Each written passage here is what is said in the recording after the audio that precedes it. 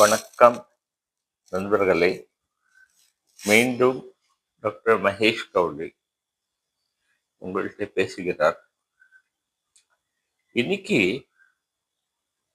கடன் பத்தி நம்ம பேசலை. நம்ம கவர்மெண்ட் சர்வெண்ட்டுக்கு இருக்கிறதே பல பிரச்சனை பத்தி பேசலை.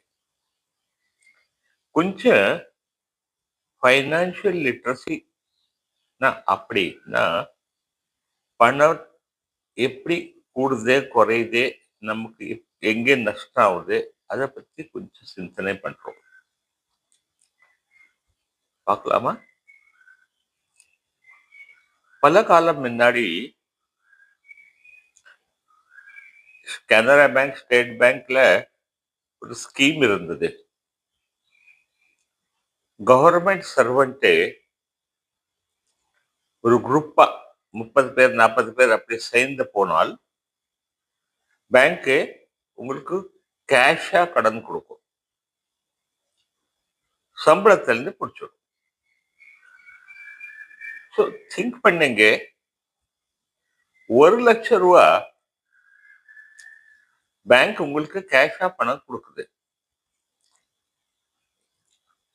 பொறுமையா சம்பளத்திலிருந்து பிடிச்சிடும். நம்ம என்ன செய்வோம்? எல்லாருமே முதல்ல போயிட்டு ஃபார்ம் எழுதிட்டு கையில கொடுக்கறதா நம்ம முதல் வேலை. எந்த நண்பர் சொன்னாரோ அவர்கிட்ட ஃபார்ம் எழுதி வாங்கிட்டு அவருக்கும் பிடிச்சிட்டே ஆபீஸ்ல எல்லா ப்ரொசீஜர் முடிச்சுட்டு எவ்வளவு சீக்கிரமா போக முடியுமோ அவ்வளவு சீக்கிரமா பேங்க்ல போயிட்டு அந்த தாள் டெபாசிட் பண்ணிடுறது மொத்தமாவே. யாராவது லேட் பண்ற மாதிரி இருந்தா அவருக்கு ப்ரெஷர் பண்ணிட்டு எல்லாம் சேர்ந்து போயிட்டு உன்னோடதான் தான் லேட்னு சொல்லிட்டு பேங்க்ல போட்டுடுறது. இப்போ இது பழைய காலம், எலக்ட்ரானிக்ஸ், இன்டர்நெட் வரல. எல்லாரோட ஃபார்ம்ஸ் எடுத்துட்டு இந்த பேங்கோட ஹெட் ஆஃபீஸ்க்கு இதெல்லாம் ப்ரொசஸ் பண்றதுக்கு போகும். அங்க இருந்து சாங்ஷன் ஆன உடனே உங்கள்கிட்ட கையில செக் கொடுத்துருவாங்க. அப்ப பேங்க்ல போடுற பழக்கம் இல்லை.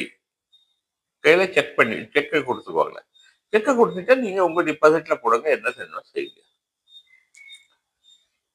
இதுல என்ன நடந்தது? அப்ளை பண்றது அத்தனை பேர்ல ஒரு ஆள் கூட எவ்வளவு இன்ட்ரெஸ்ட், எப்படி வசூலிக்க போறீங்களா, எப்ப பணம் கட்டணும்,